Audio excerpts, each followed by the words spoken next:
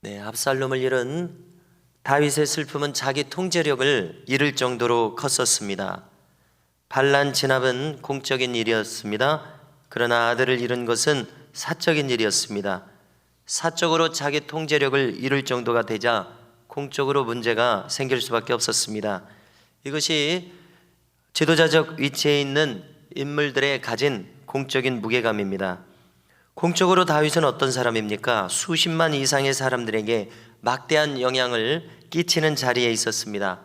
다윗의 애통함과 애곡이 자기를 따른 군 지휘관들 그리고 군사들과 백성들에게 알려졌을 때 어떤 일이 생겼습니까? 반란 진압을 위해서 목숨을 걸고 따랐던 백성들에게 민망함을 줬고 나아가서 수치심을 안겨줄 정도였습니다. 자신들의 생명을 건 수고가 지금 왕에게 이다지 이렇게 큰 슬픔을 주었다는 사실에 백성들은 승전의 정당성과 기쁨을 누렸어야 했는데요, 그 명분을 잃고 말았습니다. 그래서 왕 앞에서 백성들은 부끄러워서 쫓기듯이 성읍으로 들어갔습니다. 내 아들 압살롬아, 압살롬아, 내 아들 압살롬아, 이렇게 얼굴을 가리고 울부짖는 왕의 통곡 소리가 밖에도 들렸었을 것입니다. 자, 이때 나서서 직언을 한 인물이 바로 요압입니다. 이 요압의 인물의 특성이 대단히 강하게 지금 계속 드러나고 있죠. 왕의 생명과 가솔들을 구한 모든 부하들을 어찌 이처럼 부끄럽게 만드시느냐 직언을 하는 겁니다. 자, 이 점에서 볼 때 요압은 분명 왕국에 충성스러운 인물이었습니다. 왕에게도 충성했습니다. 국가적인 명분을 중시했습니다. 6절을 보니까 다윗에게 그는 계속 직언을 합니다. 또 직언을 할 수도 있는 것이 군사령관이기도 하지만은 또 종친이었습니다. 다윗의 누이 수리아의 아들이었습니다. 그러니까 조카뻘 되는 그런 위치였습니다. 그렇죠? 예, 그렇게 생각이 됩니다.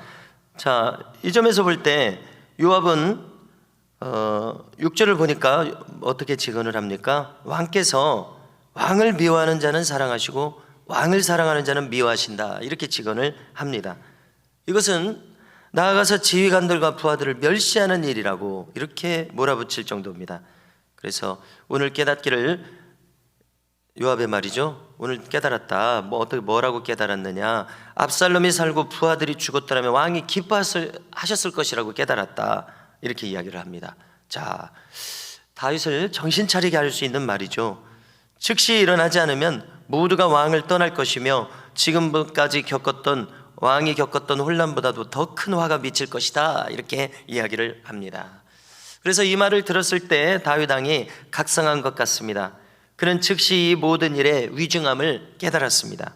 지금은 사적인 슬픔에 잠겨 있을 때가 아니라 공적으로 수습할 일이 많다는 것을 이제서야 깨달은 겁니다. 자, 이 순간 왕을 잃은 백성들이 다시금 왕을 되찾게 된 것이죠. 그래서 그는 즉시 일어나서 성문에 앉았습니다. 이것은 왕의 자리에 복귀했다는 의미입니다.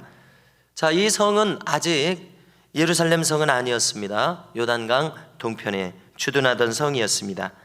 이때부터 왕국은 수습되기 시작합니다. 8절 말미를 보니까요, 이스라엘이 각기 장막으로 도망쳤다는 말이 있죠. 이것은 무슨 뜻입니까? 압살롬 편에 섰던 백성들이 각기 자기 곳으로 돌아갔다는 의미입니다. 이때 이스라엘이라고 말한 것은 이스라엘 12지파를 다 가리키는 말이 아닙니다.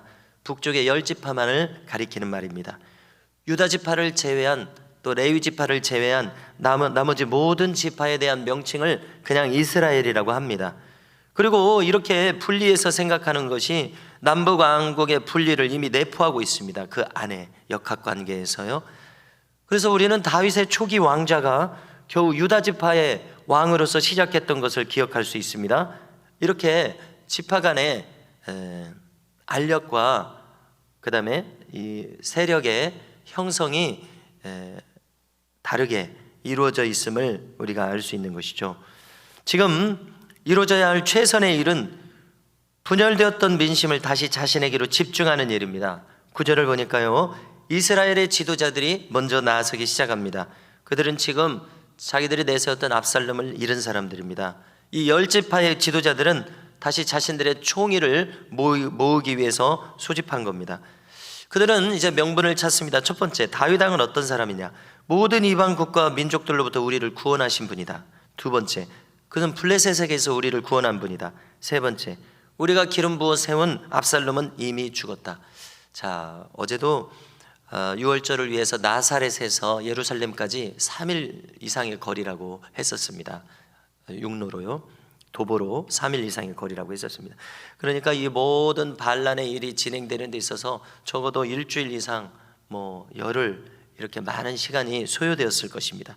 우리가 성경을 읽으면은요, 하루 이틀 사이에 이루어진 것처럼 그런 느낌이 들지 않습니까? 어제 그제 본문을 보면은요. 자, 그런데 이렇게 왕래하는 것을 고려해 봤을 때 적어도 일주일 이상 이런 일들이 지금 진행되었을 것입니다. 한 달일지 두 달일지는 모르겠습니다. 그래서 세 번째, 그들이 내세운 명분은 우리가 기름 부어 세운 압살롬은 이미 죽었다. 그러므로 어찌 우리가 다시 다윗 왕을 왕으로 모셔오는 일에 지체하겠느냐? 이러한 명분들 하에서 다시금 다윗의 왕위를 복귀시킬 결의를 하게 됩니다. 자, 남은 지파는 유다 지파입니다. 유다 지파에 대해서는 다윗이 먼저 나섭니다. 그는 즉시 왕성에 있는 사독과 아비아달 제사장에게 지시합니다. 유다 지파의 지도자들을 움직이도록 지시를 하는 것이죠. 그래서 그들에게 부탁하고 또 요청하기를, 이스라엘 열지파는 이미 움직이기 시작했다는 전가를 받지 않았느냐, 이렇게 이야기합니다. 12절입니다. 너희는 내 형제요 내 고륙이거늘 너희는 어찌하여 왕을 도로 모셔오는 일에 나중이 되리요, 말합니다. 아시는 대로 다윗 왕은 유다 지파였습니다. 유다 지파에서 왕으로 옹립되었었습니다. 그리고 또 여기 중요한 두드러진 사건이 있는데요, 압살롬의 군사령관을 맡았었던 아마사에게도 전가를 보냈습니다. 뭐라고 전가를 보내냐면요, 너를 요압을 잃은 군사령관으로 임명하노라. 나를 따르며 나를 보좌하라. 놀랄만한 일 아닙니까? 조금 전까지 반역의 전면에 섰던 아마사를 전격적으로 포용하고 있습니다. 그리고 이 말은 동시에 요압을 군사령관에서 내친다는 말입니다. 요압은 분명 나라에는 충성스러운 인물이었습니다. 아주 강인한 인물로 지금 나오고 있지 않습니까? 그러나 결정적인 것은 다윗의 뜻에 반하여 압살롬을 죽였던 자였습니다. 이것은 무엇을 의미합니까? 다윗으로서는 더 이상 함께 갈 수 없는 인물이었다는 것이죠. 그래서 그는 아마사를 군사령관으로 임명하며 포용합니다. 자, 여기까지 다다르자 모든 유다 지파 사람들은 드디어 왕에게 전가를 보내서 돌아오시도록 청합니다. 그리고 다윗은 요단강에 이릅니다. 그리고 유다 지파가 왕을 영접합니다. 성도 여러분, 다윗은 압살롬을 잃은 슬픔에서 벗어나서 모든 일을 바로잡아야 할 왕으로서의 책임이 있었습니다. 이처럼 앞에 나서 있는 지도자는 자신이 섬기고 있는 다른 모든 백성들을 헤아릴 줄 알아야 됩니다. 지금 그들이 필요한 것이 무엇인지를 분별하고 판단할 줄 알아야 합니다. 이것이 모든 가장 지휘관 지도자들에게 꼭 필요한 자질들입니다. 그러므로 오늘도 우리들이 각자 처한 자리에서 우리도 바른 분별력과 판단력을 주시도록, 또 과감한 용단을 주시도록, 그래서 우리에게 맡겨주신 이 소임을 다 충성스럽게 감당할 수 있는 우리가 되도록 하나님께서 축복하여 주시도록 구하는 이 시간이 될 수 있기를 바랍니다.